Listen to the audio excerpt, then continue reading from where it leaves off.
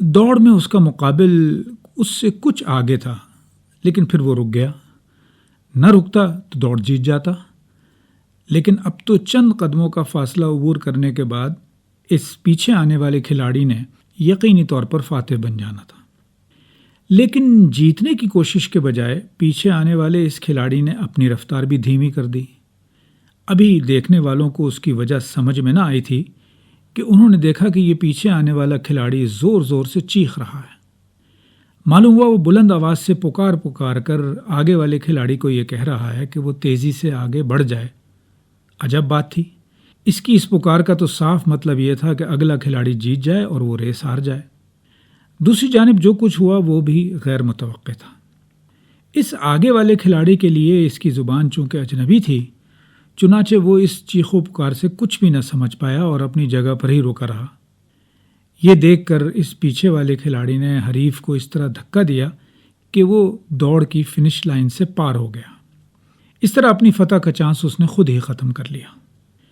کسی بھی بڑے مقابلے میں فتح حاصل کرنے کے لیے کھلاڑی تو کئی برسوں سے محنت کر رہے ہوتے ہیں۔ ان مقابلوں میں جیت کی خواہش ان کی زندگی میں ایک دیرینہ خواب کی سی حیثیت رکھتی ہے۔ تو آخر اس نے اس موقع کو کیوں کھو دیا؟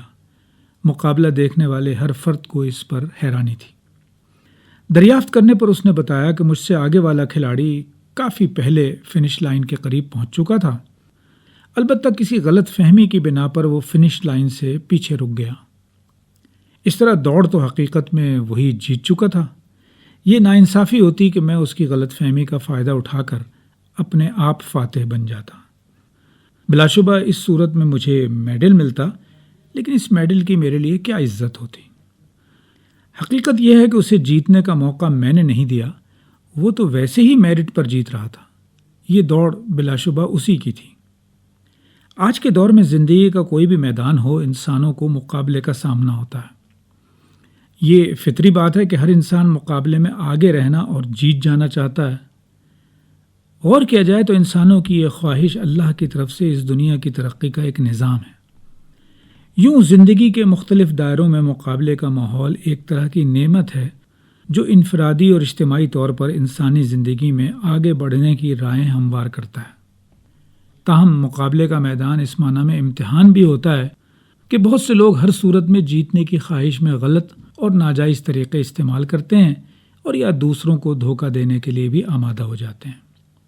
دھوکہ دے کر وقتی طور پر کامیابی تو حاصل ہو سکتی ہے، لیکن حقیقی کامیابی انسان سے دور ہو جاتی ہے۔ اس پس منظر میں کھیل کے میدان کی بڑی اہمیت ہے۔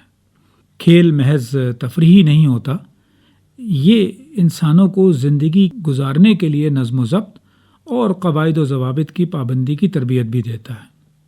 اسی لیے ہر کھیل اور مقابلے کے لیے قواعد و ضوابط ترتیب دیے جاتے ہیں اور موقع پر نگرانی اور فیصلے کے لیے ریفری بھی موجود ہوتا ہے۔ آج کی دنیا میں تو اس کے ساتھ ہی کھیل کی چھوٹی سے چھوٹی تفصیلات کیمروں کے ذریعے نہ صرف محفوظ ہو رہی ہوتی ہیں بلکہ ابلاغی ٹیکنالوجی کی مدد سے براہ راست کروڑوں لوگوں کی نظر میں بھی آ رہی ہوتی ہیں۔ یوں بے قاعدگیوں کی جانچ کے لیے اضافی ٹیکنالوجی بھی حاصل ہو گئی ہے۔ اس کے ساتھ ساتھ یہ بھی ہوا ہے کہ کھیلوں کا انتظام کرنے والی تنظیموں نے قواعد و ضوابط میں کسی بھی بے قاعدگی پر سخت سے سخت سزائیں بھی طے کر دی ہیں۔ یہ انتظامات تو بہرحال ضروری ہیں، لیکن حقیقت یہ ہے کہ بیرونی انتظام کتنے ہی اچھے ہوں، آخری تجزیے میں انسان کا ایماندارانہ رویہ اس کی اخلاقی تربیت پر منحصر ہوتا ہے، جو اس کے دل و دماغ میں موجود امپائر یا ریفری کی مدد سے غلط اور صحیح کا فیصلہ کراتی ہے۔ اور اس میں کوئی شک نہیں کہ اس تربیت میں ماؤں کا کردار ایک کلیدی حیثیت رکھتا ہے۔